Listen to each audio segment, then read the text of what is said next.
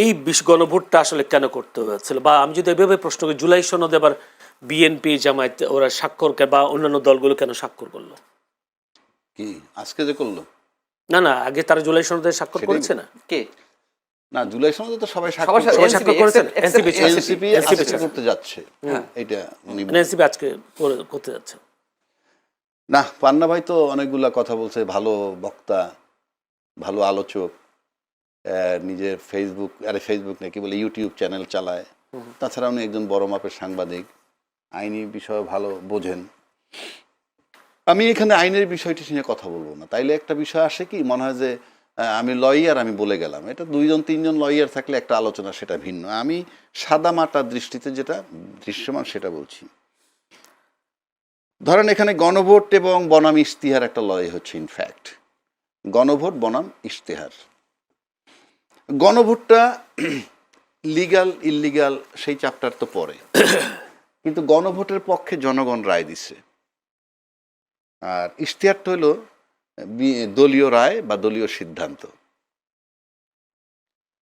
এখন উনি পান্না ভাই বললেন যে তারেক রহমান সাহেব এটার পক্ষে একবার হা বলেছেন। উনি হা বলেছেন, এতে কোনো সন্দেহ নাই, হা বলেছেন। তারপরে আর কখন, ওইটাই ছিল চূড়ান্ত লাস্ট। এখন যে পরিমাণ ভোট পেয়ে এই বিএনপি জয়লাভ করলো, এবং আমার কাছে মনে হয় যে উনি যদি হা ভোট দিতে না বলতেন তাহলে বোধহয় গণভোট ফেল করত।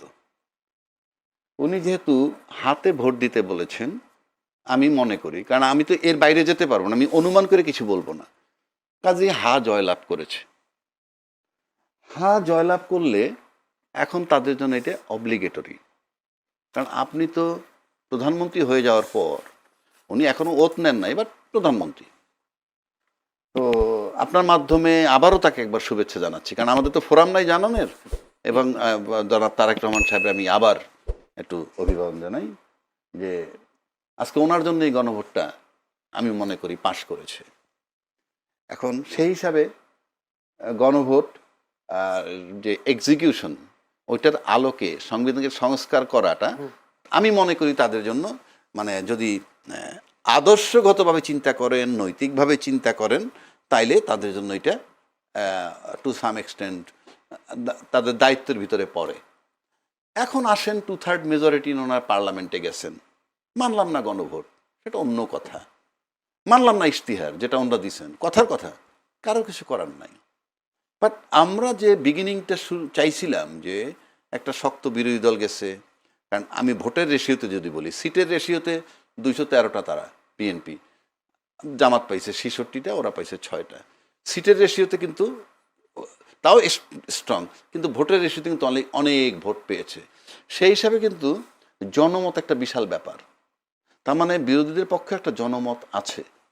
সেইটাকে মাথায় রেখে দুটো ব্যাপার এখানে আপনি আনছেন, গণভোট আর দলীয় ইশতেহার বাদ দিলে উচ্চকক্ষে দুই পক্ষের দ্বিমত নাই, কিন্তু উচ্চ কক্ষটা গঠন হবে কিভাবে সেটা নিয়ে একটু দ্বিমত আছে। উচ্চ কক্ষটা কি গণভোটের আলোকে হবে, গণভোটের যে সিদ্ধান্ত তার আলোকে, নাকি দলীয় ইশতেহার মোতাবেক? দলীয় ইশতেহার মোতাবেক হলে সহজ বাংলা, নিম্নকক্ষে তারা পাইছে 2/3 মেজরিটি, উপরেও তারা পেয়ে যাবে 2/3 মেজরিটি। আর যদি গণভোটের আলোকে আসেন তাহলে তাদের সিট হবে পাশাপাশি, ধরেন অলমোস্ট 50-50, অলমোস্ট। তো সুতরাং সেটা তাদের দ্বিমত থাকতে পারে, কিন্তু প্রশ্ন হচ্ছে যে এই গণভোট, পান্না ভাই বললেন যে এটা বেআইনি হয়েছে, আমি তর্কের খাতিরে ধরলাম। প্লাস মান্না ভাই আরও একটা হয়তো একটু রাগ হয়ে বলছেন যে আমি গণভোট বুঝি না। আমি এটা বিশ্বাস করতে চাই না যে উনি বোঝেন না। না, আমি ওটা বলিনি। আমি হ্যাঁ না উত্তর আমি একবারে দেব, যে প্রশ্নগুলো রয়েছে সেই প্রশ্নগুলো আমি বুঝি না, রাইট। আমি কিন্তু তারপর আমি বিশ্বাস করতে চাই না যে উনি বোঝেন না, ওনার মতো লোক বোঝে না, এইটা আমি বিশ্বাস করতে চাই না। এটা হয়তো উনি বলছেন ওনার লজিক্যালি যে উনি এটা চান না আর কি, সোজা বাংলা। কিন্তু আমি যদি সাধারণ দৃষ্টিতে আসি, জনগণ কিন্তু, সাধারণ জনগণ যারা, তারা বাংলাদেশি জাতীয়তাবাদ বোঝে না, বাঙালি জাতীয়তাবাদও বোঝে না, সংস্কার কি বোঝে না, উচ্চকক্ষ নিম্নকক্ষ বোঝে না। তাদের ভোট নিয়েই তো আমরা সংসদে যাচ্ছি। 18 বছর বয়সে একটা ছেলে মেয়ে ভোট দেয়, সে জানেই তো না কিছু। উনি বলুক ওনার 18 বছরের বাচ্চা কি জানে, ভোট হচ্ছে কারে ভোট দিব, উনি কাজ করবে কি, লোকটা কে, নাম বলুক, চিনবে না। তারা কলেজে নিয়ে যেতে হয়, স্কুলে নিয়ে যেতে হয়, ধৈর্য আনতেছি এই সেই ভোট নিয়ে কিন্তু আমরা পার্লামেন্টে যাই। তার মানে জনগণ কিচ্ছু বোঝে না যদি এইভাবে ধরি। কিন্তু জনগণ একটা জিনিস তো বুঝছে যে তারেক সাহেব বলছে হাতে ভোট দিতে, তাতে হাতে ভোট দিছে। তারপর তো মোতাবেক গণভোটটাকে কার্যকর করা খুব জরুরি। পৃথিবীর কেউ না জানুক, সাধারণ জনগণ না বুঝুক, উনি তো জানেন, উনি তো বলছেন। সেই হিসাবে এবং গণভোটের উচ্চকক্ষ নিম্নকক্ষ নিয়ে যখন দ্বিমত নাই, দেখেন কতগুলা মিল। আবার গণভোটের প্রস্তাবও কিন্তু বিএনপি আনছিল যখন এই বা সংস্কার কমিটি নিয়ে দ্বিমত না। আজকে যদি দ্বিমত না হইতো গণভোটই হইতো না। এই জন্য আমি তারেক রহমান সাহেবকে বলতে চাই, উনি যদি আরও আগে আসতেন, আরও আগে আসলে হয়তো আরও সমাধান ভালো হইতো, হয়তো গণভোট আমাদের লাগতোই না। কারণ উনি আইসে কিন্তু একটা সমাধান দিছেন, নির্বাচনটা হয়ে গেল এবং হাতে ভোট দিতে বললেন। কিন্তু উনি যদি আগে আসতেন, এইটা যখন গণভোট হওয়ার আগে, ওই প্রস্তাব হওয়ার আগে যদি আসতেন, তাহলে হয়তো ওনার এই কারিশমা দিয়ে উনি এইটাও পারতেন হয়তো বা, যার সঙ্গে আমরা একটা সিদ্ধান্তে চলে যাই। মানে ওনার লেট করার কারণে কিন্তু আমরা এই জটিলতাটায় পড়ছি। কারণ আলটিমেটলি তো উনি নির্বাচনটা তুলে ফেললেন এবং ভালোভাবেই উনি আসার পরে ওনার ক্যারিশম্যাটিক ইয়ে দিয়ে বিএনপি জয়লাভ করেছে। এই সব কিছু মিলাইলে আমি যেটা সিম্পল মনে করি যে এখন গণভোটকে আপনি কোনোভাবে বেআইনি এই কারণে বলতে পারবেন না। Number one, it was signed by the political parties. Number two, NCP দেয় নাই স্বাক্ষর, আজকে দিতে যাচ্ছে। এনসিপি সম্পর্কে মানুষের ধারণা কি? সে কিন্তু জুলাই সনদে স্বাক্ষর সেদিন না করলেও মানুষ এইটা বিশ্বাস করে না ওনারা জুলাই সনদ চায় না। কিন্তু আর যারা স্বাক্ষর করছে, তারা স্বাক্ষর করা সত্ত্বেও মানুষ আস্থায় নিতে চায় না যে তারা জুলাই সনদ মানতে চায়। যদি তাই হয় তাহলে এই বিতর্কগুলো আসতেছে কেন? গণভোটে হাও হয়ে গেছে, তারপরে কথা চলছে কেন? ভুল শুদ্ধ যাই হোক, ম্যান্ডেট বাই দ্য পিপল, এবং সবচেয়ে বড় দল যিনি ক্ষমতায় আসছেন তার হায়ের উপরে জনগণ বিশ্বাস করে আস্থা রেখে দিছে। এখন শুরুতেই যদি আমাদের আস্থা নিয়ে ক্যারিকেচার শুরু হয়, কিংবা কোনো রকম কালক্ষেপণ শুরু হয়, কিংবা সন্দেহ তৈরি হয়, 5টা বছর কিভাবে যাব সেটা নিয়ে আমি চিন্তিত। জি, ধন্যবাদ। আমি পান্না ভাইয়ের কাছে একটু আবার যেতে চাই। পান্না ভাই, যদি অর্থাৎ উচ্চ কক্ষে বিএনপির ইশতেহার অনুযায়ী গঠন করা হয়, নতুন করে রাজনীতিতে নতুন করে জটিলতা তৈরি হবে কিনা একটা প্রশ্ন। দ্বিতীয় প্রশ্ন হচ্ছে যে, যেহেতু নিম্নকক্ষে বিএনপি 2/3 ভোট পেয়েছে, সেখানে তাদের আইন পাশ করতেও তো তার আর কোনো জটিলতা নাই। দুইটা প্রশ্ন উত্তর যদি না, একটা আপনার শেষের প্রশ্ন উত্তর দিয়ে শুরু করি। সেটা হচ্ছে অবশ্যই তাদের কোনো সমস্যা না, তারা ব্রুট মেজরিটি পেয়েছে। যদিও ব্রুট মেজরিটি ইতিহাস বলে যে সংশ্লিষ্ট দলের জন্য ক্ষতির কারণ হয়, তারা এক না হয়ে ওঠার সুযোগ পায়। যাই হোক, এগুলো ভবিষ্যতেই বলবে যে বিএনপির ক্ষেত্রে আসলে কি হবে। এবং আইন প্রণয়নের ক্ষেত্রে কিছু করার নেই। হয়তো জামাত ইসলামী, এনসিপি যে 2-1 সদস্য বা স্বতন্ত্র বা অন্যান্য দলে যারা আছে, তারা একটু হইচই করতে পারবে, কিন্তু বিএনপি যা ইচ্ছা তাই করতে পারবে। আর উচ্চকক্ষের ক্ষেত্রে আপনি বললেন যে জটিলতা, সেই তো পুরনো প্রশ্নটা বোধ হয় ঘুরে ফিরে এলো, যে জটিলতা একটা সৃষ্টি হবে। আমি জটিলতা এই জন্য বলছি, আচ্ছা জটিলতা হওয়ারও তো দরকার, ওখানেও তো তারা বেশিরভাগ আসন পাবে উচ্চকক্ষে। হ্যাঁ, বিএনপি ওখানেও তো উচ্চকক্ষ, যদি ইয়ে অনুযায়ী, যদি একেবারে পিয়ার পদ্ধতিতেও হয়, তো সেই ক্ষেত্রে আইন পাশ করার ক্ষেত্রে তো তেমন কোনো জটিলতা তৈরি হবে বলে মনে হয় না আমার মতে। তো সেই ক্ষেত্রেও বা বিএনপি কেন রাজি হবে না? বলে রাজি হবে না এই কারণে তাদের রিপ্রেজেন্টেটিভ কম যাচ্ছে, যদি ভোটের হিসেবে হয়। ভোটের হিসেবে পিয়ার পদ্ধতি হলেও তো ওনাদের আসন বেশি থাকছে তো না, যদি বেশি থাকছে আর পিয়ার আর জনগণের ভোটের রেশিওতে যদি হয়, তাহলে তাদের প্রতিনিধিত্ব কম যাবে উচ্চকক্ষে। এটাই সো এই কারণে তারা ওইটা চাচ্ছে। এই কারণে আচ্ছা, তারা যখন এই দাবিটি তোলে, খুব ভালোভাবেই তারা নিশ্চয়ই হিসেব নিকেশ করেই এই কথা বলেছিল যে আওয়ামী লীগ যে নির্বাচনে আসতে পারবে না বা একেবারে বাদ হয়ে যাবে, তারা কিন্তু এই হিসাবটা মাথায় নিয়ে বলেনি। তারা আওয়ামী লীগ আসতে পারে, আওয়ামী লীগ আসলে একটা কন্টেস্ট হবে, হ্যাঁ, সেক্ষেত্রে আওয়ামী লীগের ভোট কম নয়। এবং একটু দেখা গেছে 2008 পর্যন্ত মানে পার্সেন্টেজে আওয়ামী লীগ সবসময় এগিয়ে ছিল, 35 থেকে 40% মধ্যে দুই দলেরই। বাট বিএনপির চেয়ে আওয়ামী লীগ অনেক বেশি আসন পেয়েছে। যাই হোক, এই জন্য সংসদে মানে সংসদের নিম্নকক্ষে যদি হয়ে থাকে তার ভিত্তিতে বা আসনের ভিত্তিতে তারা এটা চাইছিল। দেখুন, আমার মনে হয় এ পর্যন্ত যাবে না, তার আগে অনেক ধরনের জটিলতা হবে। জটিলতা এখনই দেখা দিয়েছে, আমি জানি না যে কি হবে, কি হতে যাচ্ছে সকালে। আমরা তো সবসময় সংশয় প্রকাশ করি, সংশয় প্রকাশ করাটাই আমাদের কাজ, প্রশ্ন তৈরি করাটাই সাংবাদিকদের কাজ। আশাবাদী নয় কেন আপনারা, সংশয়বাদী কেন? না, এখন তো শোনা যাচ্ছে যে বিএনপি তো বলছে যে এটা তো সংবিধানে নেই, সাংবিধানিক সংস্কার পরিষদ বলে আবার কি আছে, সালাউদ্দিন আহমেদ বলেছেন। বিএনপির একাধিক সূত্র বলছে যে তারা একই সাথে সংসদ সদস্য হিসেবে এবং সংবিধান সংস্কার পরিষদের সদস্য হিসেবে ওত নিতে চায় না, তারা আগে এমপি হিসেবেই শপথ নিতে চায়, পরেরটা পরে। এদিকে নিশ্চয়ই সরকারের পক্ষ থেকে আপত্তি আছে, যেহেতু তাদের মধ্যে সরকারই আয়োজন করছে শপথের, কিন্তু পেছনে তো জামাত আছে, এনসিপি আছে, তারা আপত্তি জানাচ্ছে। এরই মধ্যে আমরা তো এ ধরনের খবর পাচ্ছি, আমি জানি না কতটুকু সত্য না মিথ্যা, তবে একেবারে তো উড়িয়ে দেওয়া যায় না, এটা তো সত্য কথা যে বিএনপি যেটা বলছে যে সংবিধান সংস্কার পরিষদ বলে কিছু নাই। অতএব ঝামেলা হচ্ছে। কি খবরটা পাচ্ছেন সেটা পরিষ্কার? খবর পাচ্ছে ঝামেলা কিছু একটা হচ্ছে, সেই ঝামেলাটা কোথায় গিয়ে দাঁড়াবে এটা বুঝতে পারছি। আমরা তো শপথ গ্রহণ বলেছিলাম, আপনারা এখানেও বলেছে যে আমি মনে করি না ডক্টর মোহাম্মদ ইউনূসের অধীনে কোনো নিরপেক্ষ নির্বাচন হতে পারে। আমি মনে করি না যে, এখনো বলছি, মানে এই কয়েকদিন আগে এসে বলেছিলাম যে নির্বাচন হবে কিনা, আগের দিন রাতে আপনি বিশ্বাস করবেন না যে যথেষ্ট কনফিউজড, যথেষ্ট হয়ে গেল নির্বাচন হয়েছে। আবার এই কথাই বলেছিলাম যে আমাদের ধারণা যেন, আমাদের সংশয় যেন মিথ্যা প্রমাণিত হয়, এ কথাও বলেছিলাম। তার কারণ এই গভর্নমেন্টের কোনো কাজের প্রতি আমার কোনো আস্থা যায়। কিন্তু ঐতিহাসিক নির্বাচন তো হয়েছে, এটা তো অস্বীকার করতে পারেন। ইতিহাস বলতে পারেন, সন্ধ্যার ভোট, মানে আমি না এগুলো আর বিতর্কের সৃষ্টি করতে চাচ্ছি না। যেহেতু আপনি বলেছেন ঐতিহাসিক হয়েছে, আওয়ামী লীগের সময় দিনের ভোট রাত 10টা থেকে শুরু হয়েছিল, আগের রাত 10টা থেকে, আর এই ভোট, এই 2026-এ 12 ফেব্রুয়ারি ভোট আগের দিন সন্ধ্যা থেকে শুরু হয়েছে, সেদিক থেকে ঐতিহাসিক। আওয়ামী লীগের মতো একটি দল নেই, সেদিক থেকে ঐতিহাসিক। এই ভোটটা আরো এগিয়ে, আগের দিন রাতে কিন্তু সন্ধ্যা থেকে। আওয়ামী লীগের জন্য তো লাভ হয়েছে। আওয়ামী লীগকে আমরা যে কারণে অপবাদ দিয়ে আসছি, কেন কেন শুরু হয়েছে বলে আপনি জানেন না? আপনি ফুটেজ দেখেননি? ব্যালট পেপার খোলা, ওই গণভোটের ব্যালট পেপার সামনে দেখা যাচ্ছে সন্ধ্যা থেকে, ওপেন ব্যালট বাক্সের উপরে, তারপরে আপনার রেজাল্ট শিটে সিগনেচার নিয়ে। আওয়ামী লীগের সময় এটি ঘটেনি, সিল মেরেছে গণহারে আগের রাত থেকে, কিন্তু রেজাল্ট শিটে সিগনেচার দিয়ে নাও পোলিং এজেন্টদের, এটা তো ভাই ফুটেজে ধরা পড়েছে, কোনো লাল গল্প নয়, তাই না?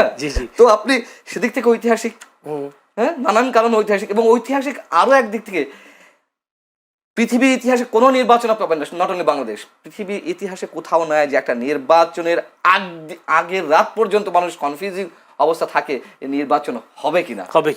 আচ্ছা, রাজ্জাকি, কালকে শপথ গ্রহণ হচ্ছে নতুন সরকারের, সেখানে প্রথমে এমপিদের শপথ পড়াবেন সম্ভবত প্রধান নির্বাচন কমিশনার এবং মন্ত্রী পরিষদ সভা শপথ পাঠ করাবেন রাষ্ট্রপতি মোহাম্মদ শাহাবুদ্দিন।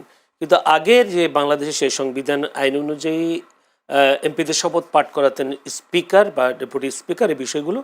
কিন্তু এবারে যে সিইসি পড়াবেন, এখানে আইনি কোনো জটিলতা দেখেন কিনা? বা না, এটা বোধহয় পড়াইতে পারে। আমি যতটুকু জানি যে ফাইনালি যদি স্পিকার, যেমন স্পিকার পদত্যাগ করছে, স্পিকার কোথায় আছে আমরা জানি না, বাট উনি পদত্যাগ পত্র দিচ্ছেন এইটুকু আমরা জানি।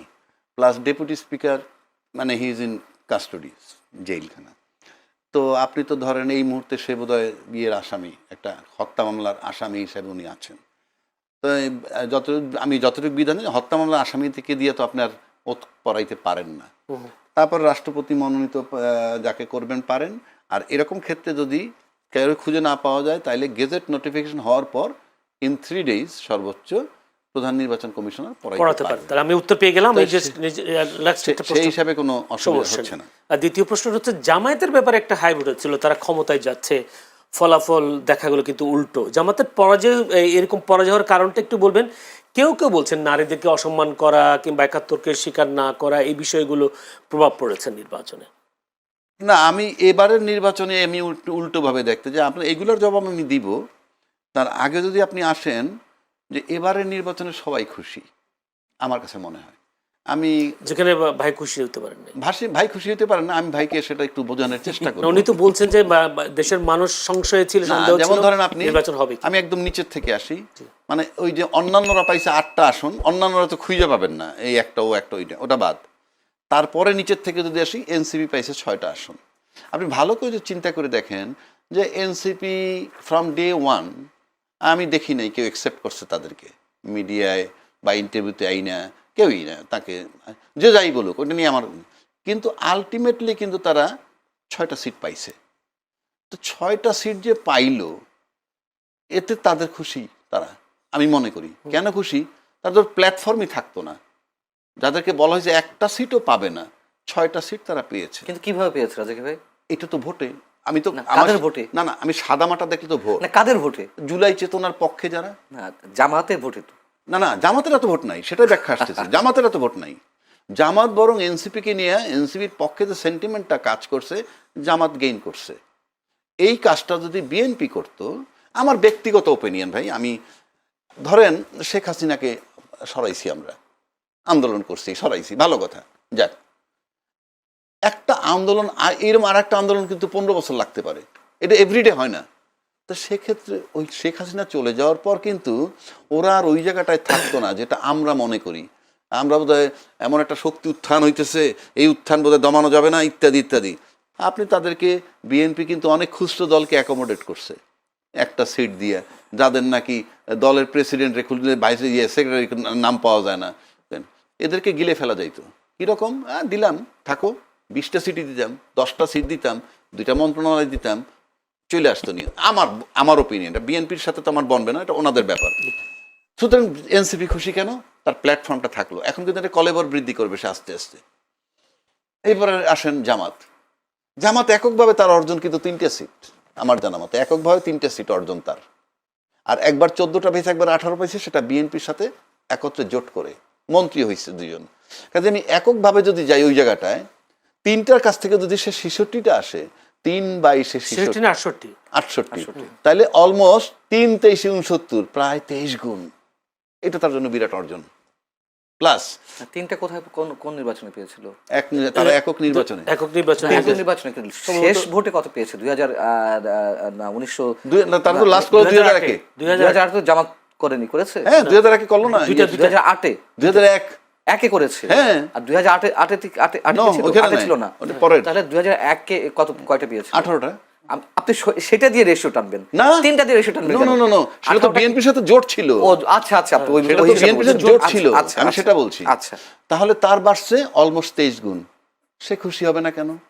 এবং তার ভোটার আমাদের 37 সামথিং ভোট পাইছে। এরা যে সব তার ভোটার কি ভোটার না, সেটা তো আমরা নেক্সট ইলেকশনে আবার দেখব, কিন্তু আজকে পর্যন্ত তো তাই। এখন তাহলে সেও খুশি, এবং সে একটা শক্ত বিরোধী দল হয়েছে। আচ্ছা, তারপরে উচ্চ কক্ষ নিম্ন লড়াই হইতেছে। আলটিমেটলি যদি দলীয় স্থিরও করেন, তাহলে আমি জানি না কোনটা করবেন, গেল এটা, সে খুশি। আসেন তারপরে বিএনপি, কেন খুশি হবে না? বিএনপি তো আলটিমেটলি ক্ষমতায় গেছে, ক্ষমতায় যখন গেছে এটা খুশি হওয়ার কথাই। এবার আসেন আওয়ামী লীগ, কেন খুশি হবে না আওয়ামী লীগ? আওয়ামী লীগ তো এনসিপি আর জামাত যে জোয়ার উঠছিল ক্ষমতায় চলে যাবে, তারা ক্ষমতায় যাইতে পারে নাই, তারা অ্যাবসলিউটলি আওয়ামী বিরোধী শক্তি। এনসিপিকে তো আওয়ামী লীগের কোনো প্রমাণ যুক্তি ছাড়াই 100% এনসিপি আওয়ামী লীগ বিরোধী শক্তি। সুতরাং এতে শেখ হাসিনা খুশি। চতুর্থ খুশি কি? আওয়ামী লীগের আরও একটা খুশির ধাপ আছে, পুরা প্রশাসন তার 16 বছরে সাজাইছে, এমন কোনো সেক্টর নাই। পান্নাবাই উপর দিয়ে আমার যাই বলুক না কেন, ভিতরে মানতে হবে তার সাজানো ঘর, সবকিছু 16টা। আমি মানবো না কেন? আমি আওয়ামী লীগ নাকি? আমরা আওয়ামী লীগ হিসেবে বলছি না, আলোচক। যে সাজানো ঘর মানে কি? প্রশাসন কিন্তু বাংলাদেশের পাহারাদার। কিন্তু সাজানো ঘরে কিন্তু 18 মাসে রংচং করা হয়েছে, রদবদল হয়েছে, নিয়োগ হয়েছে। সেটাই বলছি, সেই রংচং করা হয়েছে, সেটা ভাল লাগে নাই, না লাগায় ফাইনালি একটা নির্বাচন আসলো। এখন সেই ঘরে ধরেন বিএনপি বসবে, তাহলে আওয়ামী লীগের সাজানো ঘর, সেই প্রশাসন পাহারাদার, সেখানে আজকে বিএনপি বসছে, তো সেটাও তো তাদের জন্য সুখবর। কেন? যে বসছো তুমি এই ঘরে, পাহারাদার কিন্তু আমার। এগুলো তাদের কাছে আওয়ামী লীগ খুশি। তাহলে আমার কাছে মনে হয় যে এই মুহূর্তে খুশি তারা। এই সব দলই এইরকম একটা নির্বাচন আপনি মানে বাংলাদেশে কখনো ঘটে নাই। এখন বলতে সবাই খুশি আমার কাছে মনে হয়। এবং এই নির্বাচনে এই নির্বাচনে সবাই খুশি। এখন আপনি বলতে পারেন সেক্ষেত্রে তো ঐতিহাসিক বলা যায়। ঐতিহাসিক আমি বলবোই, সেটা যদি ব্যাখ্যা দেন আমি দিব। আমি ব্যর্থ, আমি বলছিলাম ইউনূস সাহেব একটা নিকৃষ্ট নির্বাচন দিবেন, আমি ক্ষমা চাচ্ছি, আমার গবেষণায় ভুল ছিল। উনি একটা উৎকৃষ্ট নির্বাচন দিছেন, কিন্তু কেন দিতে পারলেন যদি সুযোগ হয় বলবো।